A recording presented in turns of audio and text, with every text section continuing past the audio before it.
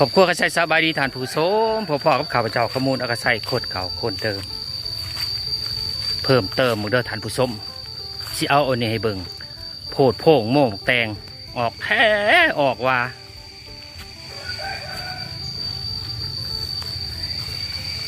เลี้ยงนอกก็ออกหลายฐานผู้ชมเอ้ยเบิ่งนอนนอนบักใหญ่เบิ่งนี่นะนี่นะนี่นะนี่นะนี่นะเบิ่งเอานี่นะก้อหนึ่งเนี่ยเช่าป้ายหน่อท่านผู้ชม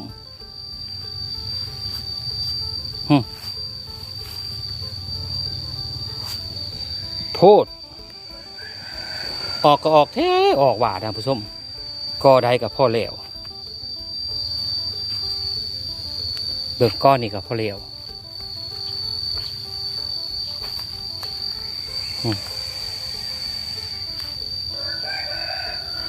ก้อนนี่สะพันแห้งขักท่านผู้ชมเบิ่งเอาอีพ่ออีแม่นอไม้นอบักไง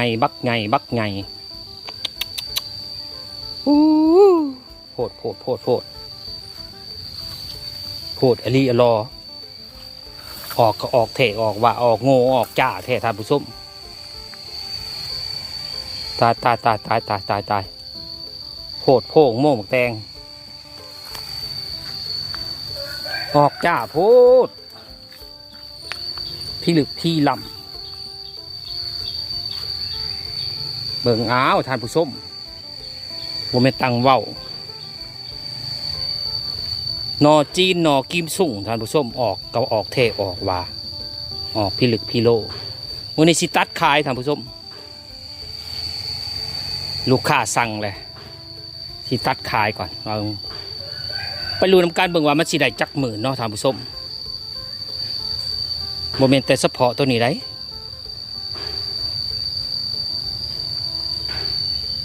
เบิ่งพุ่นกับพ่อเหลวได้ท่านผู้ชมพุ่นนะ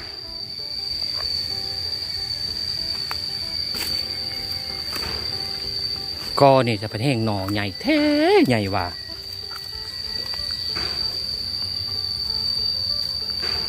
เบิ่งท่านผู้ชมหน่อนะหน่อยักษ์กระดกกระเดียใหญ่แท้ใหญ่ว่าท่านผู้ชมเอ้ยเบิ่งไหมตายโพดโพชุมนี้ซ่อนขึ้นมาไว้ไม่สวดอยู่หักกระเมนได้ท่านผู้ชมเอ้ย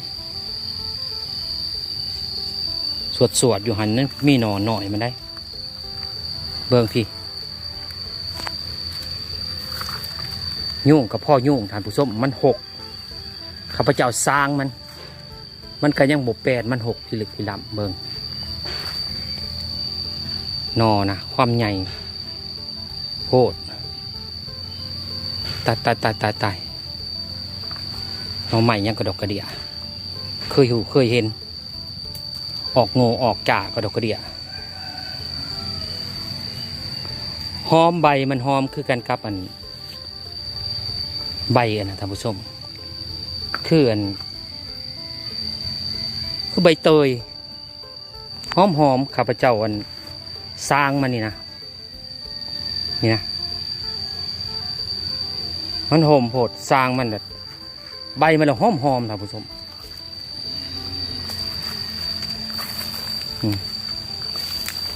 หน่อกิมสุ่งก็ได้กับก็นั่นก็ได้กับพ่อเหลวโพดโพ่งโม่หมกแตงหน่อไม้ยังว่าออกเพออกว่าท่านผู้ชมนะ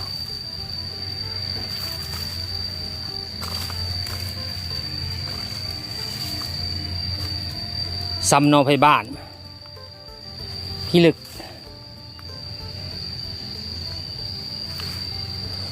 ก้อนกับพ่อเหลวได้ท่านผู้ชมมึงเลยท่านผู้ชมแนมเห็นบ่ข้าพเจ้าบ่อยากหมุนเข้าไป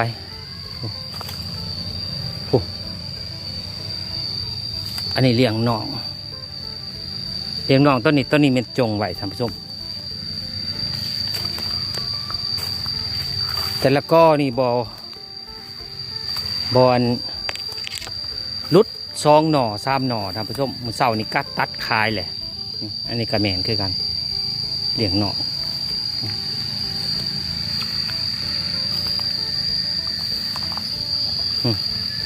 จิบุจิบิอยู่นี่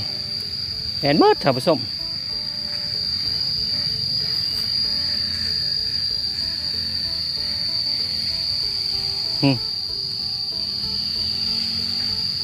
นี่แต่เลี้ยงน้องกับกิมซุ่งส่วงนี่ออกแท้ออกว่าในไล่นี่แม่นได้นี่ครับผสมหน่อใหม่ได้ฮะตั้งโพเพเวอยู่นี่แม่นเบิด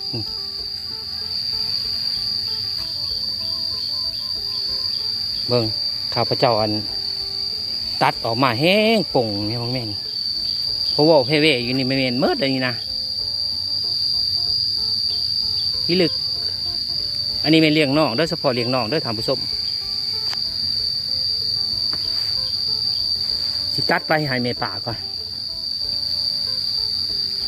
ตัดไปให้ตูจอยก่อนเราเลยยังบ่แล้วสะออนสะออนกิมสุ่ง2 กอนี่นะจะออกเทออกว่าทำผสมเอ้ยออกโง่ออกจ่าพี่ลึกพี่ลำออกโคดออกโพเศร้าปลายหน่อผมจักนี่นะท่านผู้ชมออกลายแต่ลายว่านี่แต่หน่อบักใหญ่โคตรอะไรโคตรว่ามันออกลายโคตรว่าออกลายออกแผ่ออกหวาออกโง่ออกจ่าออกพิลึกพี่โลตายท่านผู้ชมเบิ่งซอยแดโคตรโพออกโพดออกโพออกโพดออกโพออกแผ่ออกว่า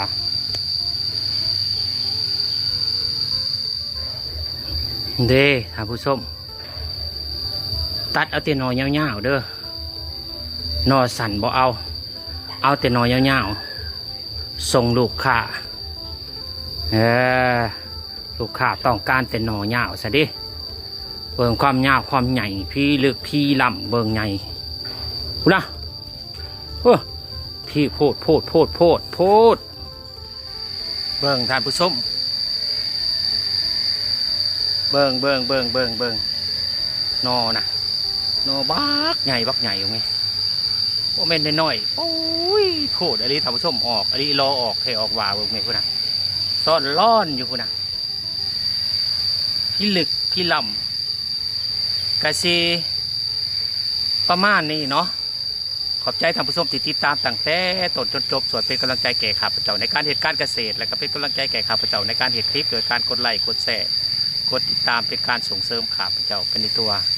กสิขอลาท่านผู้ชมไปเพียงเท่านี้พบกันคลิปหน้าบ๊ายบายภูมิใจท่านผู้ชมหน่อยก็อย่าแต่ว่าเขาภูมิใจเนาะโดยซีมือเขาเอง